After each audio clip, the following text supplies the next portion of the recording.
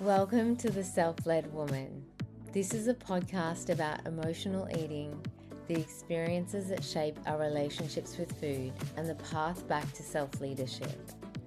These conversations go beneath behavior, held with deep respect for the wisdom of the body and the ways it learned to cope, adapt, and survive.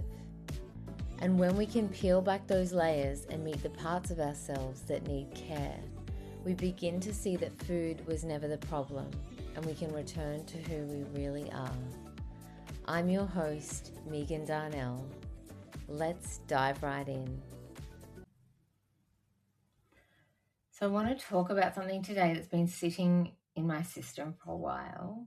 And I wrote about this recently, and I just started to write, but it just came out of me so organically. And that is that my relationship with food was never about food, but it actually mirrored my relationship to my emotions.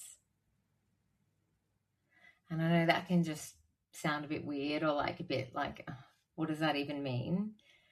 But literally, the way I related to food was the exact same way I related to my emotional world. I thought when I was struggling with emotional eating and binging that I had a discipline problem. And, I had parts of me that would shame me and just say, why can't you just get it together? You need to be more consistent. You need to have more discipline. You need to have more willpower. You need to have more control over yourself. And I was so frustrated because I felt like, why can't I just be normal? Why can't I get this together? I seem to be able to get the rest of my life together. Why can't I get this food thing under control? But I can say with so much compassion for my younger self, that food was never the issue, but food was the thing that I reached for when I didn't know how to hold what I was feeling. And when you've been holding what you're feeling for a really long time and never really feeling it, never really digesting it, there's a lot there. So it can feel way too much. And I didn't know how to hold my emotions because I was never taught how to hold my emotions. And I think that that's a case for a lot of people. I wasn't shown, I wasn't met in my emotions. I didn't learn how to process emotion. And I certainly did not learn how to have compassion for myself if I ever made a mistake either. When I was growing up, it felt like there were no room for mistakes. And if I did make a mistake, I don't really remember being met with softness. I remember being met with, well, that's your fault. You should have been more responsible. Shamed for it. Even when I was quite young, even when I was learning, that's how we learn, right? We make mistakes and we learn. And rather than it being shown to me that, hey, this is actually a learning opportunity for you, it was, well, you should have known better. When we can be met in that and just guided and be corrected, but with care and love and not shame, that kind of message, it does something. It's not teaching you how to behave, but it's teaching you that your humanness is inconvenient or your emotions are too much. I was also met with the don't cry, don't be so sensitive, all of those things. It teaches you that your needs are too much. It teaches you your needs are inconvenient. It teaches you that your needs are it's not okay to have needs. So you stop needing. You learn very quickly to stop needing. You learn to stop feeling. And you just become really good at, I'm fine.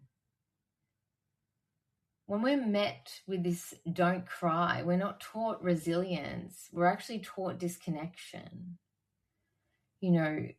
Pull yourself together. Stop making a fuss. Don't be selfish. I feel like so many women receive this message as if we're supposed to be selfless. This is how caretaker parts develop. But I want you to know, if that was you, and expressing a need was shut down or not met, what you're expressing wasn't dramatic. It was a need.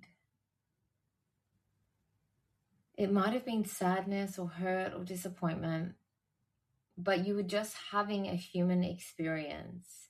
And when our emotions are dismissed in those moments, you don't learn how to hold them. You learn how to abandon yourself. And that becomes your baseline. So you just walk through life being, I'm fine. You know how to be easy to be around. You know how to be helpful. You know how to keep the peace, to not be too much, to stay composed, to not be too big in case you're going to make someone else feel a certain way. And you become so high functioning. And from the outside, it looks like you've got it together always. But inside, you're living in a body that is full of emotion that you've been holding all by yourself for all of these years, and it's got nowhere to go. It's got nowhere safe to go. So of course food enters the chat. Like food becomes that one place that you just can soften a little bit, let your shoulders drop. Like it's like you don't take a breath all day, and then at the end of the day, you're emotionally eating or you're comfort eating. It's like you take your first breath of the day at 9 p.m. Like, imagine that. Like, it's like you're not breathing properly. You're not checking in with yourself at all. But it's that place where you don't have to be impressive or high functioning or fine. Food's not asking anything of you. It just gives you relief and comfort. And that gives you a break for just a moment of holding all that pressure together. But it doesn't last long, because very shortly after, you often have a part that comes in and guilts you or shames you.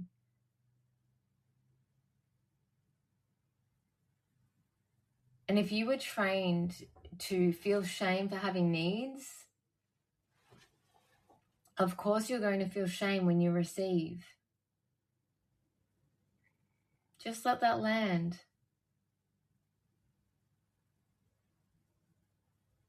Even if what you're receiving is like a piece of your favorite chocolate, or love, or softness, or relief.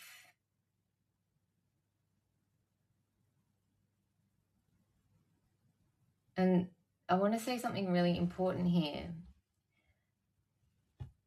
When I emotionally ate, I also restricted my food.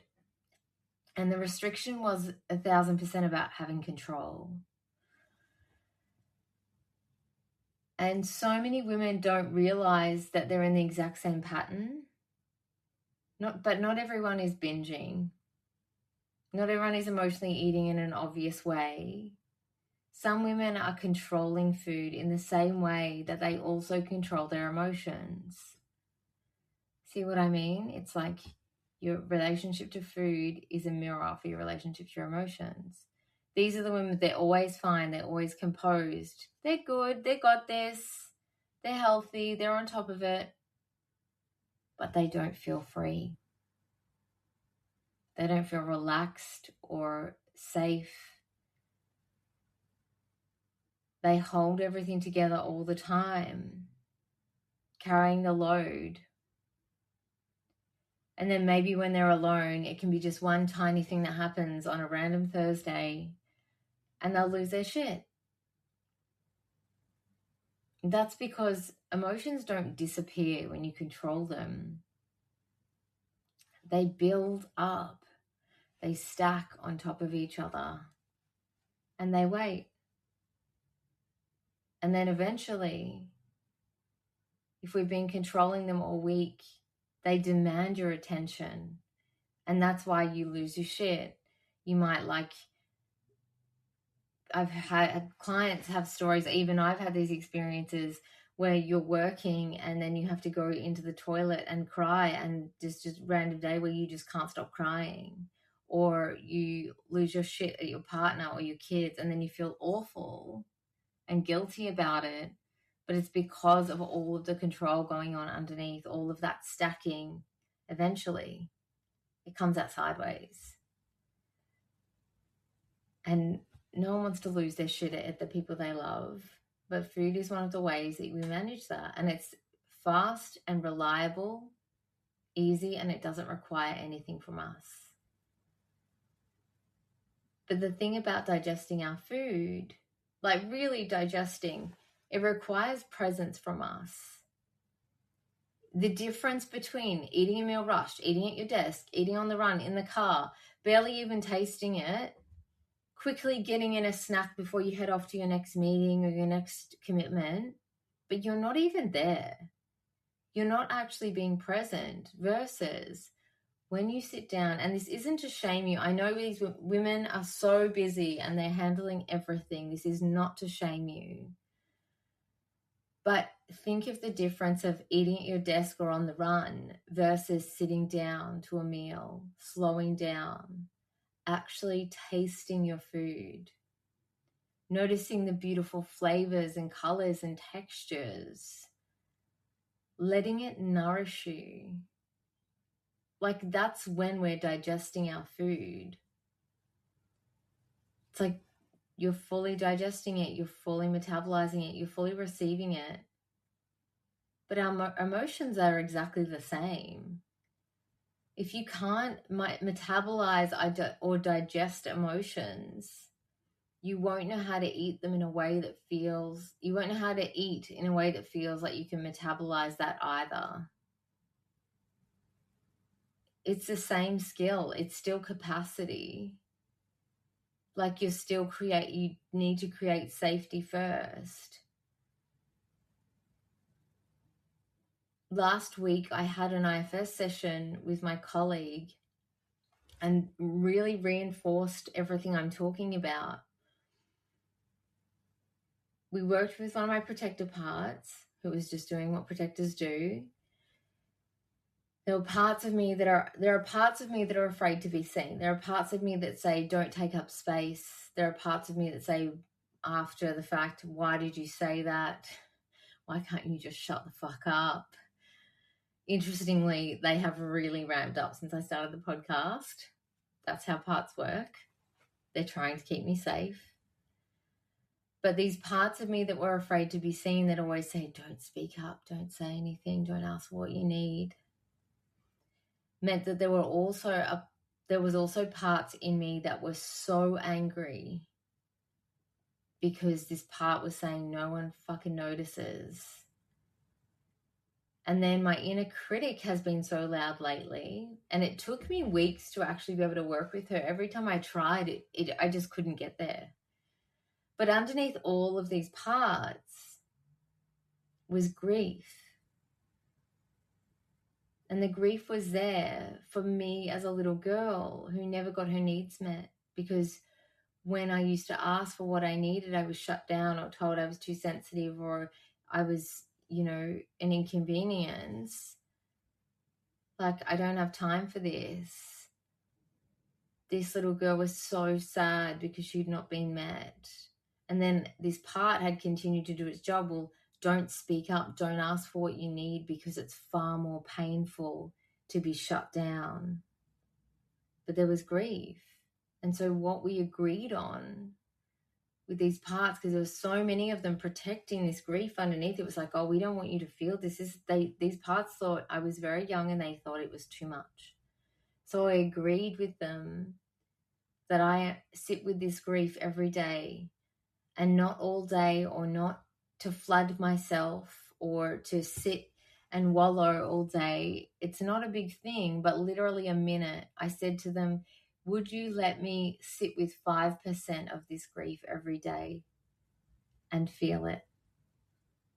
Just a hand on my heart, just a few minutes, and just say, would it be okay if you let me feel 5% of this right now? Can I just sit with you and just offer you my presence? Would that be okay? Not to fix it or to get it to move or to release it or make it go away like so many people think that you need to do with emotion, but just to meet it where it was at and just say to it, I just want you to know that I'm here with you. And just 5% at a time. That's metabolizing emotion. That's digesting emotion. It's not like performative or some big cathartic release. Like some people think they need to go to the breathwork class and be pushed past their limits, or go straight to psychedelics when they need to process something, or posting online before processing it, or, oh, I'm crying, quick, get my phone, let's film it.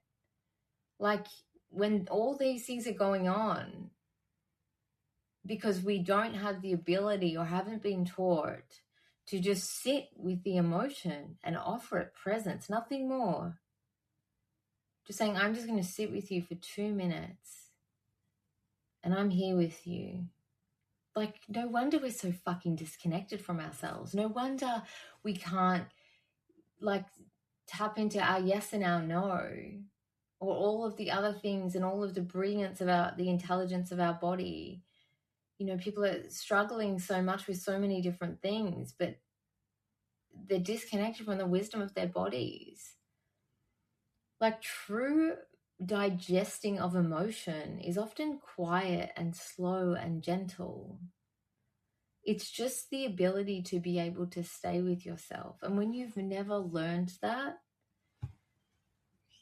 of course food becomes like the thing that you stuff it down with.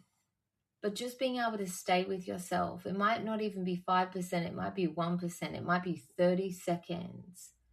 But just by offering it your presence, like this is you coming back to it, this is you coming back to yourself.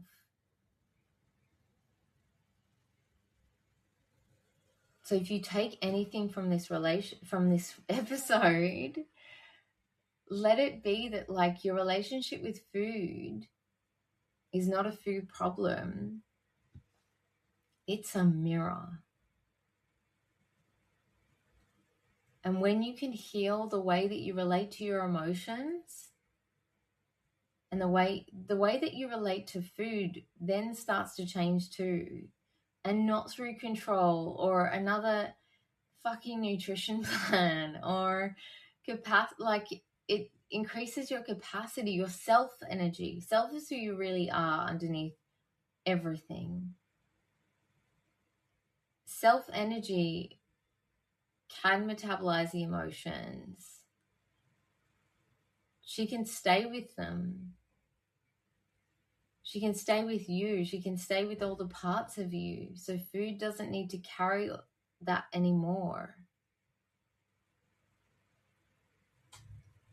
If this episode landed, or you think this would be really helpful for someone else, please share it. If you want to go deeper, this is also the work that we do inside Release and Reclaim, which is my 12-week one-on-one container. It's deep work, but it's also really gentle, and it's the kind of healing that changes you from the inside out and not from the outside in through control or behavior. No, this podcast is for education and reflection only. It is not a substitute for therapy or healthcare.